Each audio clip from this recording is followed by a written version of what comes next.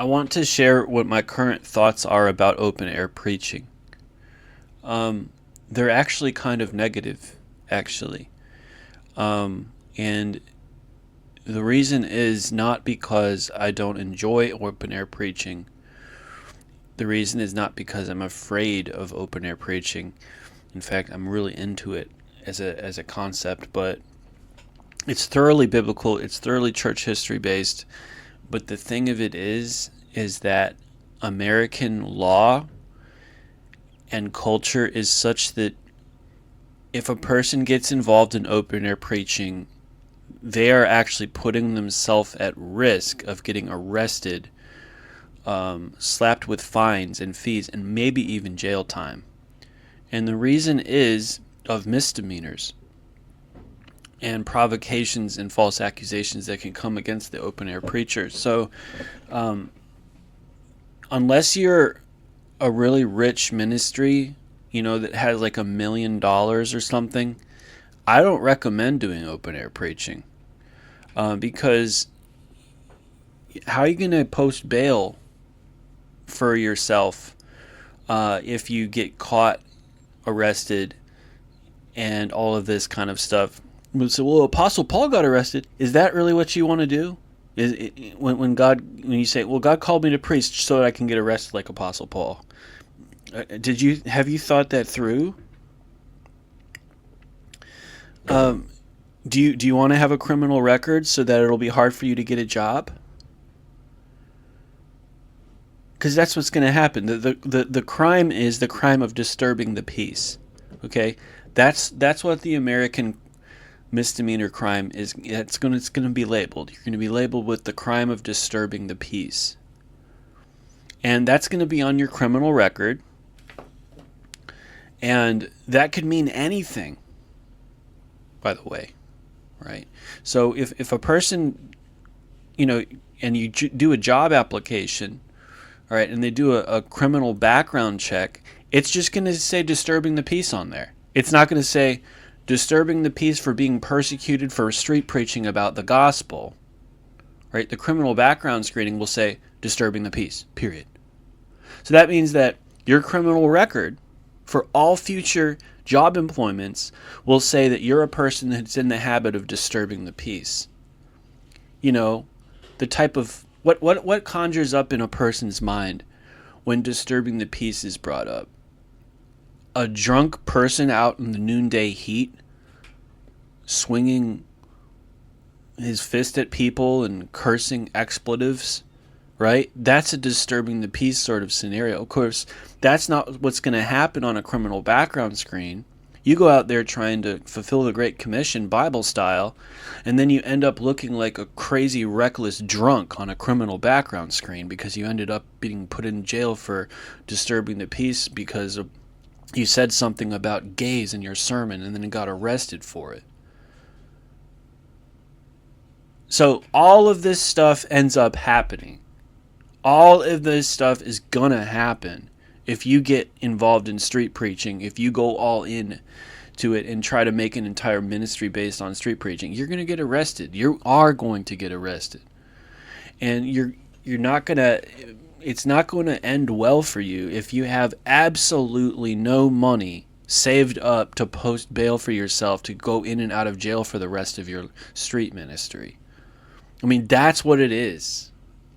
So if you're called to preach, my general feeling is stay away from street ministry. Stay away from it because you're gonna have a criminal record of disturbing the peace. So either you accept that or don't do it. Like literally. You say, well, I want to do what the Book of Acts does. I want to go street preaching. That sounds really exciting. Yeah, okay.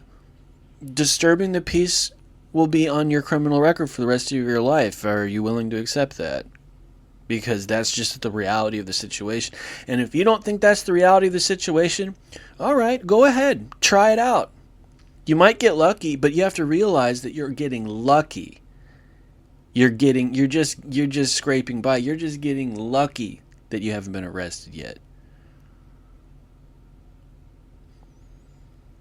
So because that's reality. That is legal reality. Read Gerald Sutek's Street Preacher's Manual. He explains it. So, being ignorant of American law and custom is not going to be helpful to a street preacher.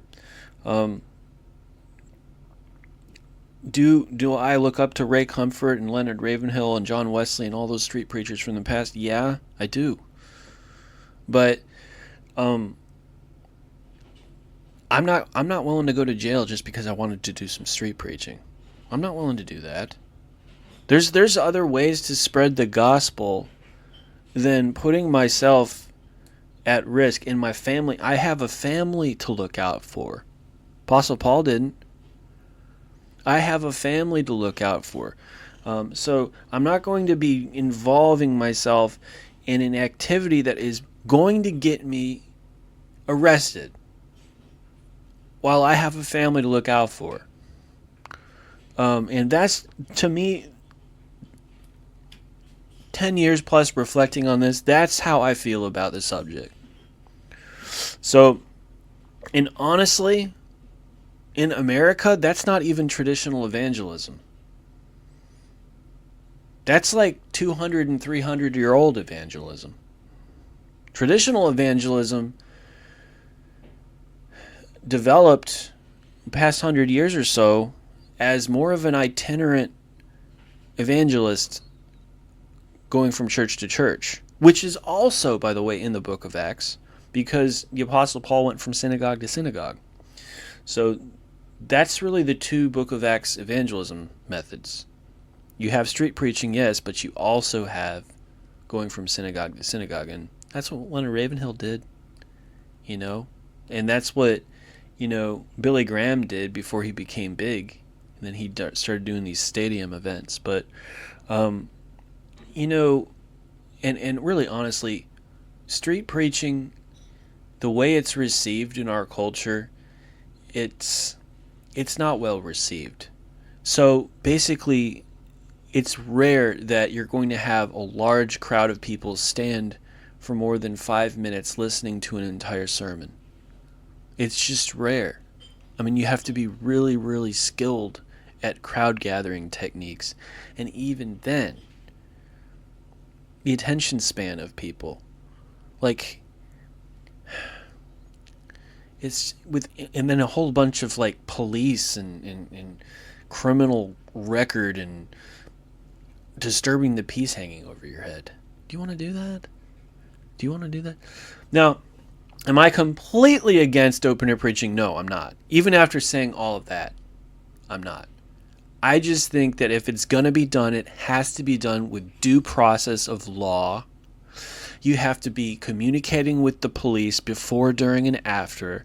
You have to make sure that everything is proper. Honestly, I think that probably the safest way to street preach is to make sure that you contact the security department, maybe even the local police department, and the student activities center of a state university. And that you have a state university's license pinned on your person, so that you've done everything you can, and maybe even make a copy of the license slip and stuff it inside your shoe. Because if you get detained for some weird accusation, or somebody rips off your licensure thing that was given to you by the Student Activities Center, okay, you've still got one in your shoe. So if you end up in a jail somewhere, you still have the Student Activities Center permission slip in your shoe that said it was okay for you to open air preach on this college campus. I did that once. I open air preached about 15 years ago at University of New Mexico, but I got the permission slip from Student Activities Center first before I did it. I did that several times at NC State as well. They create permission slips for you, and then you pin it on your person. So literally anybody walking by sees you street preaching, also sees that you have a permission slip from the Student Activity Center pinned on your person.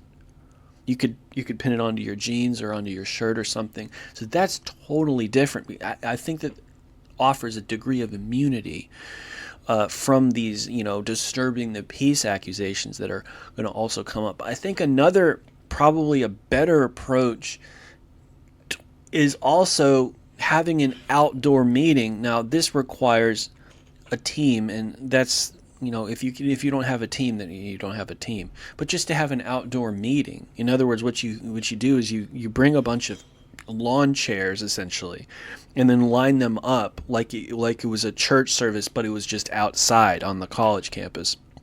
Another thing is to ask the Student Activity Center if you can preach a message, an evangelistic message, in the Student Activities Center University Center. These are like places for public speakers to come in. So I think that just do everything you can to reach the lost without getting a criminal record slapped on you for disturbing the peace. Just communicate with the law, communicate with the authorities, communicate the whole way through. Make sure the communication never breaks down, and make sure you have something tangible, like a slip that you can touch, right?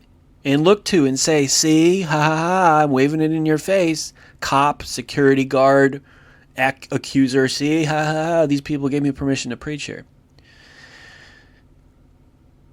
When I look at street preachers and I hear these horror stories of them getting mistreated and arrested and all this stuff, I see there's things that they could have done, but they didn't. And you say, well, well, then do it better than me. Yeah, well, I've thought it through. I'm either going to not do what you did, or I will do it a different way, but I won't do it the same. This much is sure. I will not do it the same, because I want to learn from other people's mistakes. And I have a family, and I don't want to go to jail just because I was preaching the gospel. And if that's called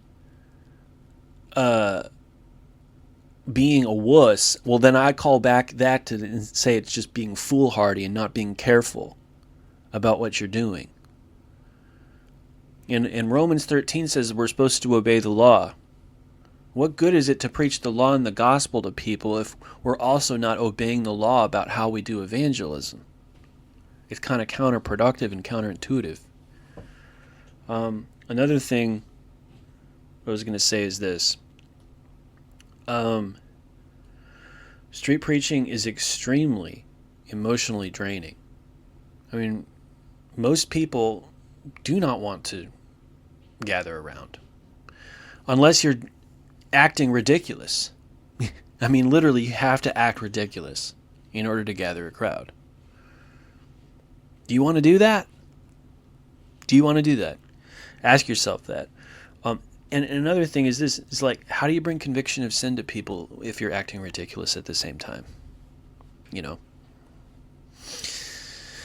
the objective is to bring conviction of sin and repentance,